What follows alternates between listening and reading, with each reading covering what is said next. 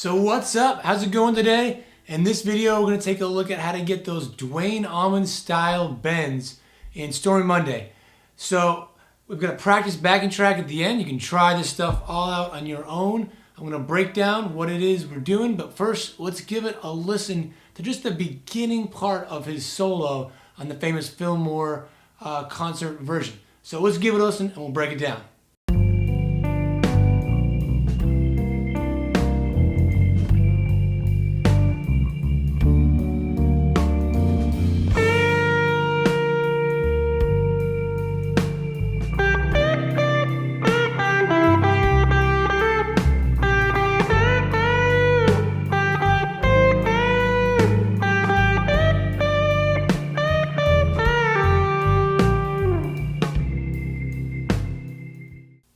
So what's going on? What is he doing?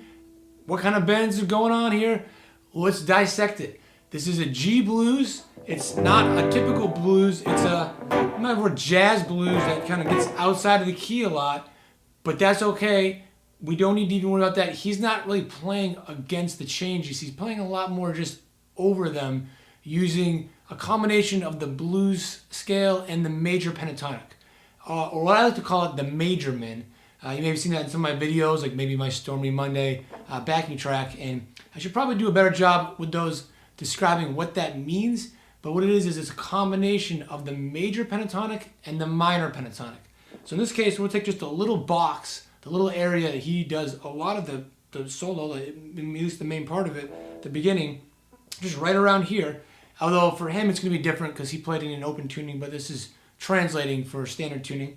So we have right here, the 6th scale degree from the major pentatonic, the flat 7, he doesn't even play that too much, the root though, that's really important here, it's going to be on both of them of course, and then the major 2nd from the major pentatonic, and then the flat 3rd, and then we're skipping the major 3rd, you can play it here or here, because we're going to be bending up to that from here. So we'll look at that more in a second.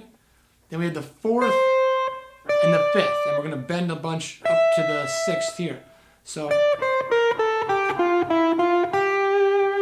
you really just want to get that under your fingers if it's new to you. But really focus on that, especially with the blues, just coming back to that root quite a bit. Get that really under your fingers and in your ears. So the bends. Let's just look at the beginning part of the solo just to get an idea. So it's not going to be a complete analysis of a solo. We just want to do a little bit to get the gist of what's going on and get the area of this spot and then the notes and how he's bending it. So he starts off with bending that 2nd, just a half step up to the minor 3rd. And something you might hear vibrato on a lot, but none here. It's just totally flat right there. Bends it up, holds it, so it's really tense, and then releases it just a little bit at the end. We'll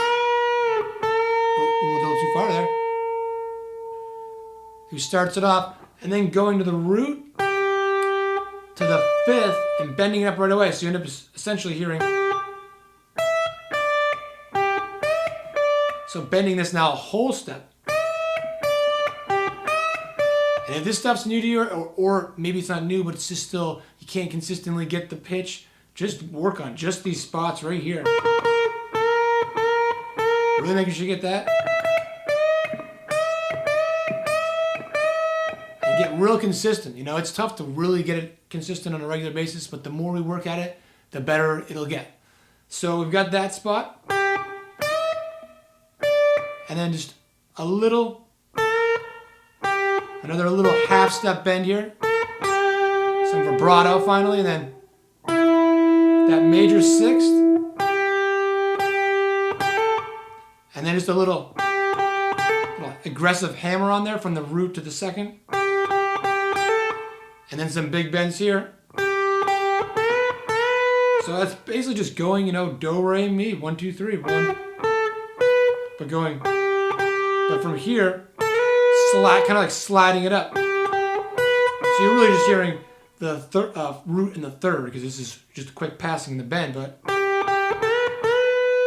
and then he's really bending this up to way up here, but to keep it easier, I'm going to put that note over here, So, and then the last part we're doing, a lot of the root, right? And then,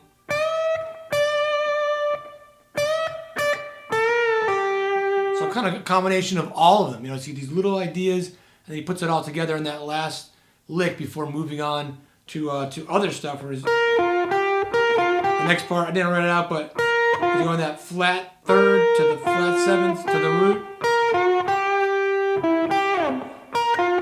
Kind of just, you know, something like that, repeating that over and over. I'm getting away from the bigger bends, but there's a lot of big bends in there, and this is a great example to just work that out, get a little more accurate, better with your bends, get stronger with the fingers, and get, you know, a little more strategic about how you get that vibrato in there. But in the end, it's not about strategy, especially with the blues. It's about feeling it. So don't forget about that part of it.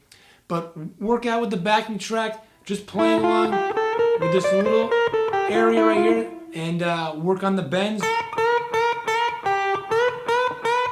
You know, it's great to just take this note, bend it up a half step, and then bend it up a whole step. There's so much you can get out of just, you know, these two notes. By bending that, you get 4 notes, but really you get a lot of expression. So work that out, and then try out some of these exact licks if you like that too. And if you want, learn the whole rest of the solo. Figure it out by ear, or, you know, maybe find it somewhere else too. So good luck with that, and hopefully that works out your bends better, and I'll see you in the next video.